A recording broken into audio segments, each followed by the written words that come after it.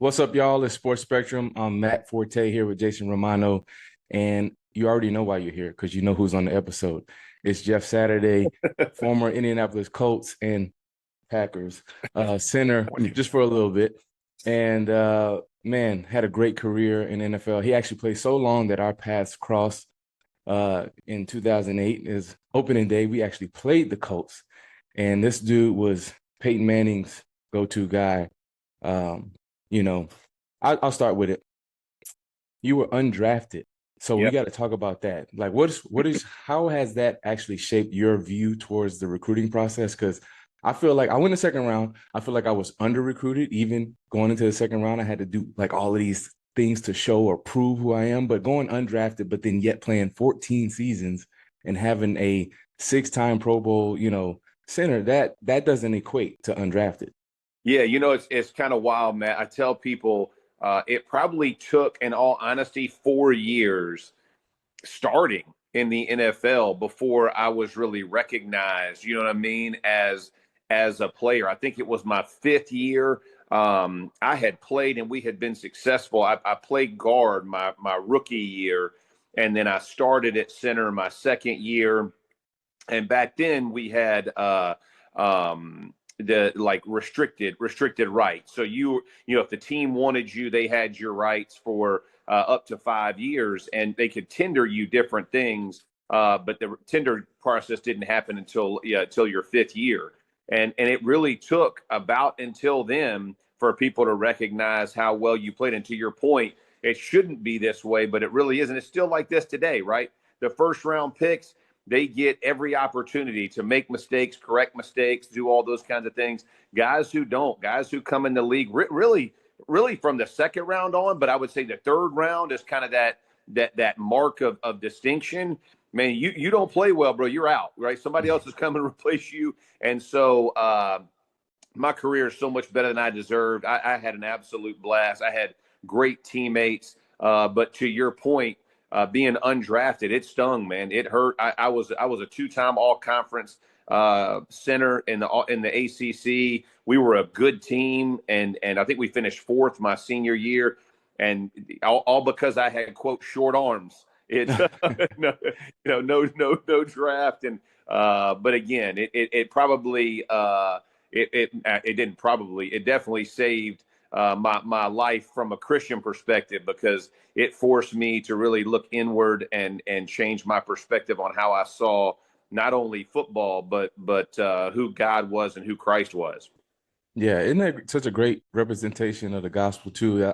I love how sports gives a picture when you look at or you read the gospel. There's a lot of correlation between that, because you could look at the standard of what recruiting is. Oh, his arms are short. He's not going to be a good player, or he's not tall enough or fast enough or big enough or whatever. Yet God gives us this ability, or he opens doors and opportunities that we can have the advantage of taking the opportunity to take advantage of that. So talk about that a little bit, your Christian path, your life becoming a brother in Christ, and how that kind of speaks towards the gospel. Like, we're unqualified, Hey, for that.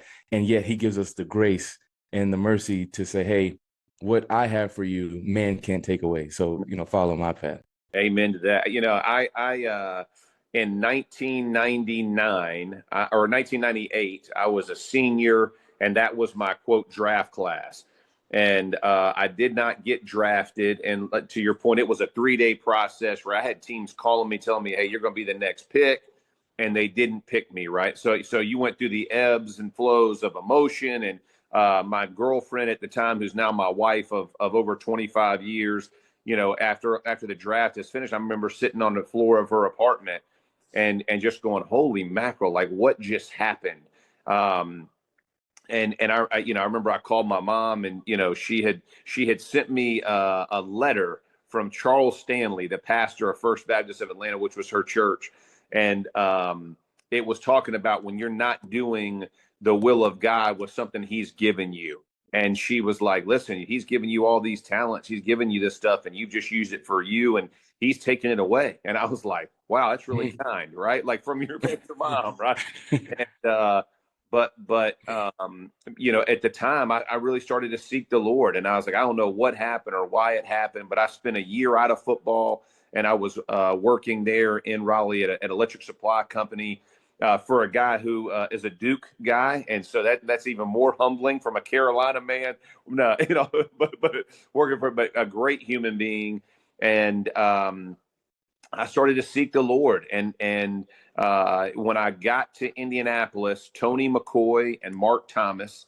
Tony McCoy was a defensive lineman, and Mark Thomas was a defensive lineman. He had won a Super Bowl with San Fran, I believe, and was in Chicago and came to Indy. And both of those guys invited me to a Bible study, and here you are, man. I got no money. I can't, they're like, hey, it's free food, and I was like, I'm gonna go just for the free food, right? I can listen, and I had just kind of started seeking who God was going to be, but those two guys dramatically changed my life and put a call on me. And my wife and I both got saved within that year. And man, 25 plus years, thank God, because you and I have seen our football brothers. It's littered with horrible endings.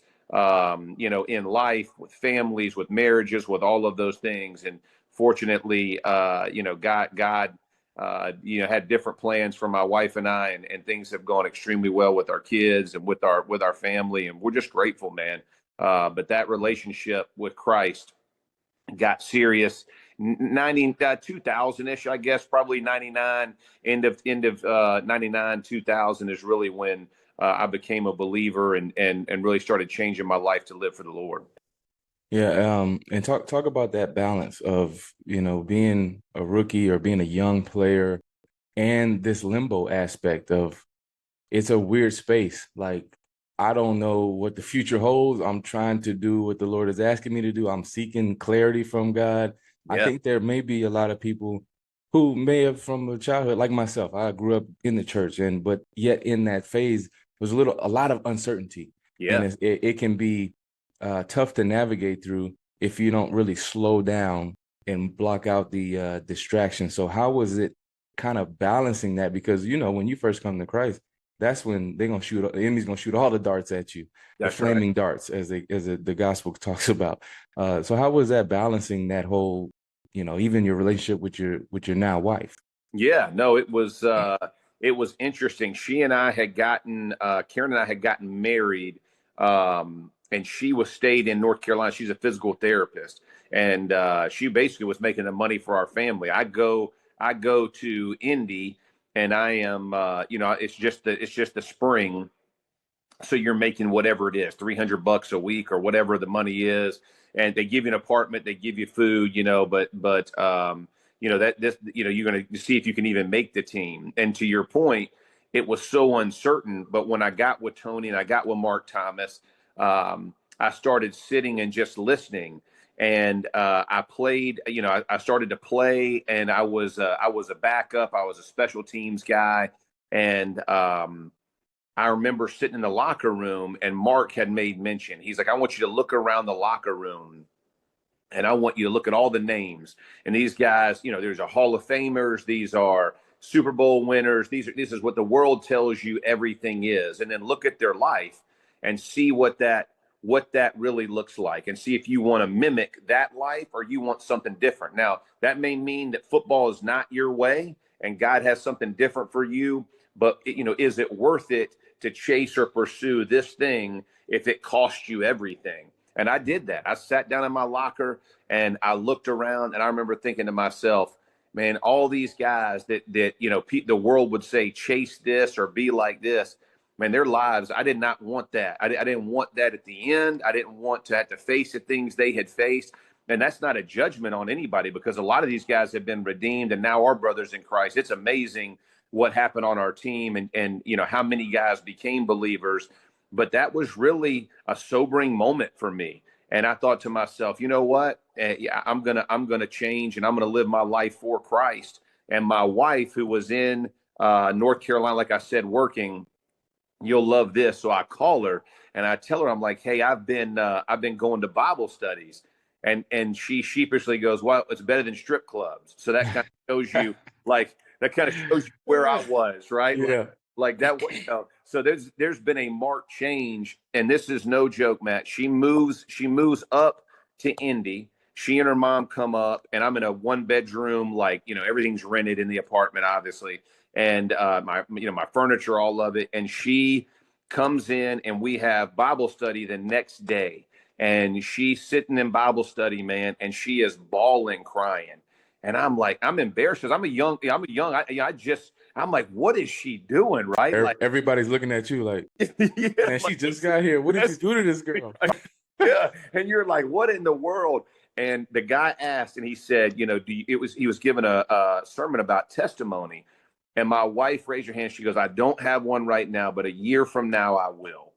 And man, it gets me choked up because we didn't live together as husband and wife for a day before God made this massive change in our marriage, man. I had been saved. She was now called, and we began to do this journey together. And so the reason I tell you that, give you the background, my perspective as a player changed dramatically, right?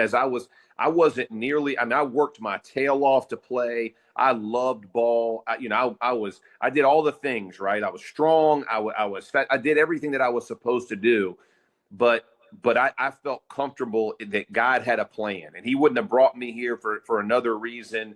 And whatever it was, I was willing to do it. And I was like, man, God, just give me 1 year. And then, like we said earlier, 1 year became 14 years and so much better than I deserved. But I felt very confident in what God had done. And I'll give you a quick funny story. So Howard Mudd was my O-line coach, and God rest his soul. And after my first year, I go to him and to talk about uncertainty. I said, hey, Howard, I have a lease that's coming up. And, the leases are like 3, 6, year, kind of year marks. I don't want to waste money and put this money on a lease if you're going to cut me. And he starts dying laughing. And he goes, to be as smart as you are a stupid beep. And he's like, you're going to be here for a long time Saturday. He's like, I don't know what it takes to give you confidence. But when he said that, it breathed life into me, right? That a man that I respected, who was an all decades player himself and an insanely good coach, had the faith in me to say, hey, man, you're going to be here for a long time. And so, again, it all kind of came together in that first year and a half there in Indy. Yeah, yeah. And first of all, what a offensive line name, like Howard Mudd. The best. You know what I mean?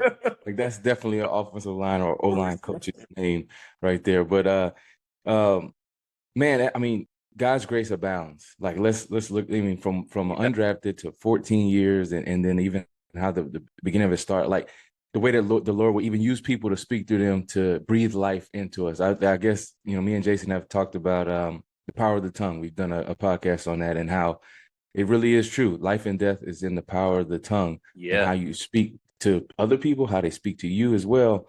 And it reminds me, I love the part that you looked around the locker room. That was great advice, to see other people's what success, worldly success, looks like. Yet, what are the roots? What are the root parts? Because that's what's going to last and take you through forever. Because it reminds me of Jesus's parable about the fig tree. That fig tree was given the appearance and had flowering like it was about to bear fruit, yet it was barren. And that is what, if we look at sports or how it translates through life, it doesn't have to be sports. It could be whatever business you have or whatever, that, oh, you're making money. Like, God has validated what you're doing. Right. Or you have success on the field. I'm talking to the athletes. Like, you got all this success, but yet your personal life is crazy or terrible. That's going to translate over. It's going to all come crashing down. And so you spoke about a man named Tony Dungy. You played for him. When that name comes to mind, like, what role did Tony have in your career, both on the field and off the field? Because everybody knows Tony, especially for his humility and how he represents Christ. Yeah, I think what you just said, right, is his humility, the way that he lived each and every day. His father used to come to our practices, and I would watch how he interacted with his dad on the field and pre-practice, post-practice, and just the respect and the honor that he showed his dad. And you could tell that he was from he was from, you talked about roots. He was from a place where, God was preached in his home, was, encouraged to walk this way. And Tony had carried this path, and he surrounded himself and brought guys, Clyde Christensen being one from Tampa, who comes in, and these coaches poured into you. And Clyde gave us all Bibles, and he used to make fun of us. He would always be like, "You one of those New Testament Christians? Like, do you even know there's an Old Testament?" We would read through the Word together, right? And so you'd have your daily Old Testament, New Testament, Psalm, and Proverb, and we would talk about it before practice or even during.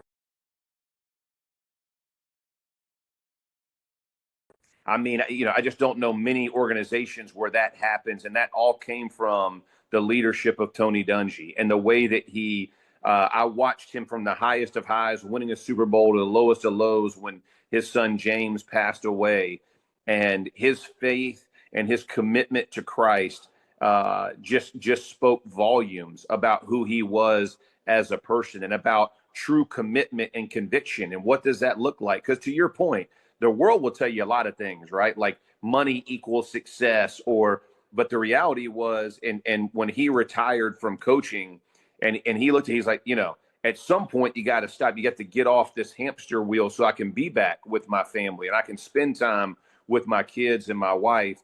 And even in the brief stint that I was doing, that I was coaching from the interim perspective, I remember he and I spoke, and it was like, man, these guys, I don't care how much money you're making, like the amount of time, energy, and effort you're putting in, it's 7 days a week. And it becomes all encompassing. And he and I having those discussions about what that really looks like. And again, not that you can't bear fruit in that. And there are a lot of coaches who do amazing things in that, but being able to find who you are as a man and say, is this a life I want to live? Is this a life my wife and my children can endure or want to be a part of? All of those questions, but that all came from a coach, man. I mean, who's a Hall of Fame coach, and it was remarkable playing for a man like that. And he had humor, right? I mean, people don't realize, like, he was fun to play for, but he was much more hard nosed than people think. Like, I would go in, the guys would be like, "Hey, you're a captain. Go in there and tell them, we don't want to wear pads, or we don't want to do this kind of practice." So I would go in, and he would listen, he'd nod his head, and he's like, "Jeff, I understand what you're saying, but how am I going to get this done? Or how am I going to get right?" And he wouldn't budge. He had that Chuck Noll thing going from the Steelers, and he was going to hold serve. And so he was hard to sway. And then Howard Mudd and John Tierlink, who was our defensive line coach, their language was very colorful. And instead of, he would never say anything to his coaches, but he would always look at us and be like, "Hey guys, we got some kids coming out. If y'all could play a little bit better than you have, Howard won't cuss nearly as much, and then the kids and all the families will have a much better." But that was him, man. Is he never tried to make someone who they weren't. He just he shepherded a very pastoral heart, the way that he shepherded people and our team, and it was just remarkable to be a part of it. Yeah, that's great leadership. I think him and Lovie Smith have a lot of similarities in their humility and the way that they kind of held tight to that, because I remember those times you're like, "Hey coach, it's 2 days, like we had a good practice this morning. How about, we kind of taking," he's like, "Ah, yeah, that sounds good, but you know what? I'm trying to do this today." So it's like, dang, I thought I could charm him, but it didn't work. That's right. That's right. But so who you surround yourself, you see that Coach Dungy surrounded himself with good men, and that's a picture of the Bible, as far as bad company corrupts good morals. Like, that speaks to that. And yet he's a man of Christ. He has this meekness about him, which is power and strength under control. Yet there's something about when you come to Christ, or when you live in this life, like, there's literally a Job test a lot of times, and that's got to be hard to deal with. Being a coach of that stature, and you're proclaiming Christ, yet you lose a child. And the way that he was able to surround himself, I'm pretty sure those people were able to speak into his life at that time as well. But I want to ask you about the Super Bowl 41 victory. What did you learn in that aspect? Because it's like the mountaintop of career and the pinnacle of success, worldly success, right? But Yeah. yet there is some kind of, kind of melancholiness that comes with it. I would say I haven't done it. I've only been Yeah. to the NFC Championship, but some people have, got to that pinnacle and they have different things to say. You no, you're 100% right. We actually did a like Hunter Smith, Tarek Glenn, I think Adam Meta. No, Tarek Glenn, myself. I'm trying to think of who else. There's a few other guys. I know Tony was on it. We all did like a series afterwards. And it may have been for All Pro Dad. I'm not sure, but it was for for something after we had won the Super Bowl. And they asked that question that you're asking, Matt, like what did it do? And as great as it was, right? I tell people this all the time. As great as that game was, I had more fun winning the AFC Championship game than I did the Super Bowl, right? And because it was at home, it was in our stadium, all of our fans, like the people who had rode with you for so many years, like to see them and to be able to celebrate with them. And when you win the Super Bowl, everybody's, oh, you're the champion, and it's this and it's that. And to your point, it did have a bit of, this is it. Like you're the best that there is, and this is it. And it's, don't get me wrong, it's great. You're, as a team, you did things that very few teams had an opportunity to do. But it just showed how it pales in comparison to the rest of your life, right? To fatherhood, to being a husband, to being a leader in the community. Because as impactful as that is, it's very momentary, right? Like, it's the minute you win, it's, can you win it next year? Or, why didn't you win it the year before, or whatever, right? There's always something, there's always some question about it. And it's just not nearly as fulfilling as the other aspects of your life. And it's hard for people to grasp that, but that's just the truth of it, man. And I loved winning it. Don't get me wrong. I mean, I celebrate with my teammates. We did something amazing. But when you put it in the totality of your career, the bus rides, the locker rooms, the meetings, all of those things are the things I remember much more than I do one game in the rain in Miami. As big as it was, it pales in comparison to relationship and friendships and all those things that we had there, and the community as a whole in Indy. Those are the things that I think about that make me so appreciative. It's it was the parade afterwards, that kind of stuff, right? Because everybody is celebrating in it meant so much more to me than just, one game at one moment. It's so interesting how the Lord will allow, moments of emotion like that to convict us or to teach us that what Solomon says, like, it really is, if it's not eternal, it's pretty much vanity. Yep. And if we place an eternal perspective on that, then it won't satisfy. It's unfulfilling. As he says in Ecclesiastes, that eternity has been set in the heart of man. So we have this hole that's there, and it's a guy-sized hole because that's the only eternal thing. Yet, you get this perspective like, man, we just won a Super Bowl. And it's like, yeah, I was like, well, what's next? And Yeah. Jason, I always joke with Jason. He's probably the only person who can tell you who won the Super Bowl, 15, 20 years ago, and who was even in it, or I don't remember who was in it 3 years ago. I can guess it's probably the Chiefs in it, but I don't even know who's after that. But it's almost like nobody cares, But You know what's funny? Hey, Matt, I got a great story I'll tell you too. This is hysterical. So we win the Super Bowl and it's pouring down rain, right? And so all of our family are coming over the walls and coming down on the field, and the confetti's falling, all that kind of stuff. And my two of my kids, my third had just been born, and two of my kids were old enough to kind of run. And one of my buddies threw him on his shoulders, and my daughter comes up with me, and my oldest son Jeffrey is he's like, Dad, guess what, and I'm like, what? You're thinking he's gonna say something just profound about when he goes, they gave me an Xbox game, how cool is this, right? And I remember thinking, first of all, we don't even have an Xbox, but on top of that, I was like, all of this is going on, dude, and my however old he was, Xbox. he don't care a bit, dude. It's like, I got an Xbox game. And I remember thinking to myself, how powerful at that moment, right? Is it just shows you it's whatever it is for that moment. And for me, it was a Super Bowl. For my 6-year-old, it's an Xbox, right? It just put everything into great perspective in a really quick way. Man, the kids are the greatest after a game. It No really doubt. will allow you to separate from whatever happened on the field, and you go out there. I'm like, I just put my life into this game. Yeah. I'm hurting. I walk into the parking garage. Dad, I uh I was sitting in the seat at the stadium, and I saw this guy had his face painted. Yeah. All right, cool, man. Like, did you see me run a touchdown? Like, what is that? Yeah. What'd you even do? It is No, so true, bro. It is so no, true.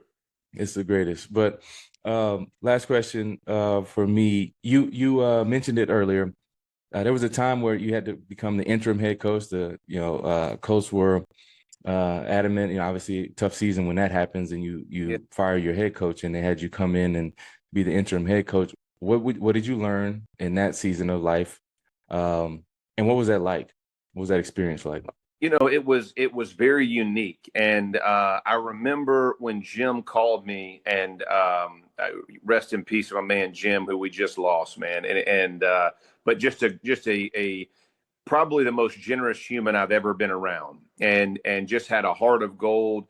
And I remember he calls me in the middle of the night, and my wife and I wake up, and he's like, "Hey, I just let go of Frank." And they had already fired the offensive coordinator the week or 2 weeks before, something like that. And he's like, "I want you to come in and coach for me for 8 weeks." And I told him, I was like, "Jim, we're going to lose every game, man. I'm just telling you, bro. Like, we're in trouble." I was like, you just let the guy who's been calling your offense for the last 6 years or 7 years, whatever it was, and his heir apparent is gone too. So I was like, you don't have anybody. And he's like, "No, I just want to know what's going on in our locker room, what's going on in our building, what you see, what kind of changes should be made." And so I went into it with that. Now, I'm a competitor. I hate to lose, and I had never lost. Like, the only time we had ever had a losing record, I think, was with when Peyton got injured. And I think we went 2-14 or 3, whatever it was. It was miserable. But that's the only year that I had never, we didn't win. And so I wasn't accustomed. And when I walked in the locker room and I walked in this situation, and I told the coaches, "Man, all of you guys are better coaches than I am. Make no mistake, you guys have done this for a long time. I'm not trying to pretend I know something that you don't know. But if you tell me what I can do to make your job easier, that's what I'm here to do." And but it was very unique, right? Because they had Matt Ryan in at quarterback. They had brought Nick Foles in. It was kind of the aging quarterback by committee, and which was difficult. And then we ended up having an offensive coordinator that hadn't even had a room yet. And Parks was a great guy, and I love him and respect the heck out of all the work he put in. But we were overscheduled, man, like right away. And it was a trial, because I do not like to fail and I don't like to lose, right? But when you're put in a situation where it was going to be nearly impossible to be successful, right? Is that we were trying to see which quarterback they could potentially keep. There was all kinds of things going on behind the scenes. What was going on in the locker room, all of those things. There were just a million different things that you're going into.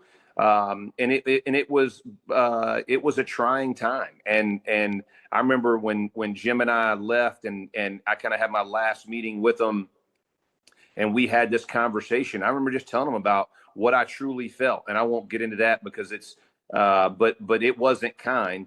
And I just told him, I said, "Jim, unless something changes, you're going to be in this same spot." And they are, and it's one of those things when you and this, right, from being a player for as long as you were and being as important of a player in the role that you had. There's a certain way you win. And everybody talks about, right, like there's a certain thing that has to happen for you to be successful in our game. And there's boxes that must be checked. And when people aren't willing to check those boxes or think they can circumvent or do something different, you and I see it as this is never going to change, right? Like you might win 8, you might win 10, right? But it's never going to be like there's never going to be that level of success that you once had and tasted, because the what's going into it has to change for it to be different.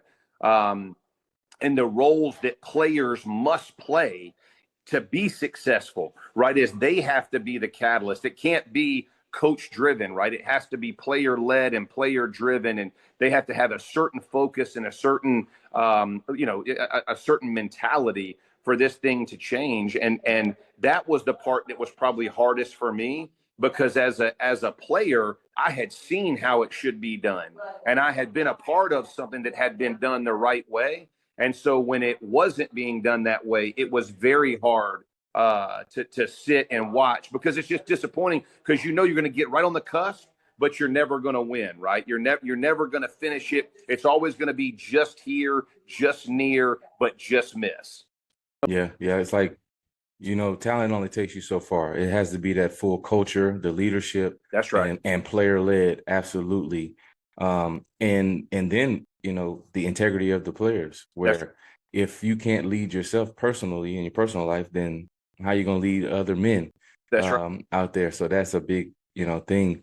Last thing, Jason, I forgot was, so who was in that Super Bowl 41, right? I think, if I'm not mistaken, that the Bears lost the Bears. And I mean, how sad of a way to go out in the Super Bowl and it's all raining. Oh, at least it could have at least been a sunny day if they lose. Yeah. It was Miami too, right? That's right. You know what's crazy is the week before we're going down, Peyton looks at me and goes, "Hey, we're going to do the wet ball drill, and we're going to do it every day." And I was like, "What, bro?" He's like, "We're going to do the wet ball drill. They're saying it could be some rain." And I look back, and in the history, I think it was the history of the Super Bowl period, there had never been rain, right? Like never been rain in the Super Bowl.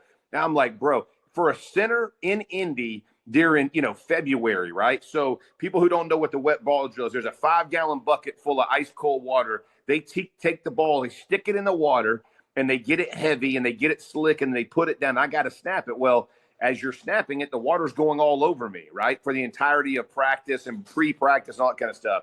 And I remember telling P, I was like, bro, you were driving me freaking nuts with this freaking wet ball drill. And how about that, dude? No QB center exchange issues during the Super Bowl, and all because that dude wanted to be prepared. And he was like, I know it sucks, man. I know it's not fun, but let's just do it. And we did, man, and it paid dividends, because, like I said, we hit that field, and when it started pouring, Princess singing Purple Rain, I was like, I feel good with the ball in my hand. Yeah, and see, the preparation, that's the intangible part that we talk about that comes from scouting, that like you can't see that. That's just in someone. And then speaking of the center quarterback exchange, the famous, or like kind of the most notable way that you went out at the Pro Bowl, you switched sides because you were on NFC at this point, with the Packers, and you switched sides to give the last snap. How was that? Unbelievable. I had told my wife and I had talked about retirement, and then I told P at the pool, and I was like, "Hey, man, this is going to be it." And I was like, and he had just gone to Denver, and they had some success, and he was like, "Man, you can come back out there," because I almost went to Denver anyway, and I was like, "Nah, I'm done." And he goes, "Hey, let's do a final snap." And I was like, P, like, it's never been done. And Peyton's like, I'll take care of that. And he's like, and he's got a different level of authority. The sheriff of us in the NFL, right? So whoever he called, they were like, no, we'll make sure we get it squared away. And it was amazing, man. I mean, it still brings tears to my eyes. That is as choked up as I've ever been as a player.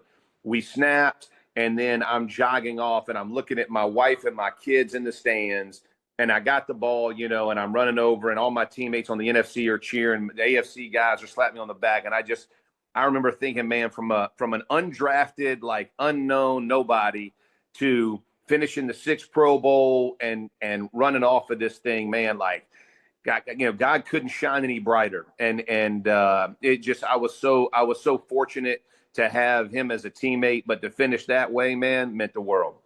Yeah, yeah. My Louisiana native, my Louisiana roots Yeah. down there. And I mean, what a gracious way to, be able to ride off into the sunset, because there's a lot of times in this career you don't get to choose when you Amen. retire. Go ahead, Jason. Yeah, real quick, Jeff. Thank you. You've been so generous with your time. We talked before we started recording. You mentioned that you had, I don't want to call it a health scare, but open heart surgery doesn't sound so great when you're not even 50 years old yet. Tell us what happened and how you're doing. Yeah, doing. I'm about. I think I'm 6 weeks out now from the surgery, but it was an aneurysm, and something I was born with, but they had tracked it. My roommate in college, Nate Hobgood-Chittick, who actually got me into the NFL by going to see Bill Polian, passed away at 42, and he was in a jump zone with his kids, and his wife Kelsey was like, "Listen, I know all you guys are looking for your brains and the CTE and all those kinds of things, because that was kind of what was prominent at the time." She's like, "But the hearts are getting more of you guys than anybody wants to talk about." And so I went and met with my docs, and I paid for the testing. They were like, "Listen, you don't have high blood." I never have had high blood pressure, hypertension. I've never taken a pill, like, period, for health, right? Like, other than supplements that my wife and I take or whatever, I've never taken anything. And they started tracking it about 8 years ago. And the guy was like, "It's good, once it starts to grow, we got to do it, because where it is, you would be dead before you hit the floor if it ruptured." And so I met with him in March, the end of March, and they scheduled that thing for April 14. So it was quick. Wow. And it's scary. Like, it's and even post surgery, like, it does things to your mind, man. When you come to that point where they're putting you on a heart and lung machine, and they tell you they're going to ice your body down to what, I mean, it's freaky, man. I mean, I don't care. My face stood. It's not that I question my face, but I was like, this is a wild feeling. To the conversations I had to have with my wife and my kids in case something didn't go well. And so it was definitely a unique perspective. And I've been jotting down on my phone, like, words that I feel like God has kind of spoken to me through this recovery. And my wife, who I told you guys before, as a physical therapist, who's kind of championed me back. I'm not a good patient, and I don't have patience either. So all of those things, right, have been like a force. But how God has kind of spoken about perspective and about, hey, where are you in your life, and what are the things that matter most to you, and why, and which relationships. And there's been a and I think Matt talked about kind of a melancholy feeling even post wise, right? And so just trying to kind of find and navigate through this has been very unique. And they said, expect three months or 4 months of this before you kind of get back to feeling completely normal. Well, you may have answered that. The question I'm going to ask is our last question, but how can we be praying for Jeff Saturday? I know you just had a daughter who graduated college, a son who graduated high school, and praise God you got to be with them. But how can we be praying for you in the season of life that you're in right now? Definitely pray for my wife, that the patience that she has to show me and the wisdom that she has to give, because she's been, like I said, my caretaker, and she's given me all my recovery and all of those things.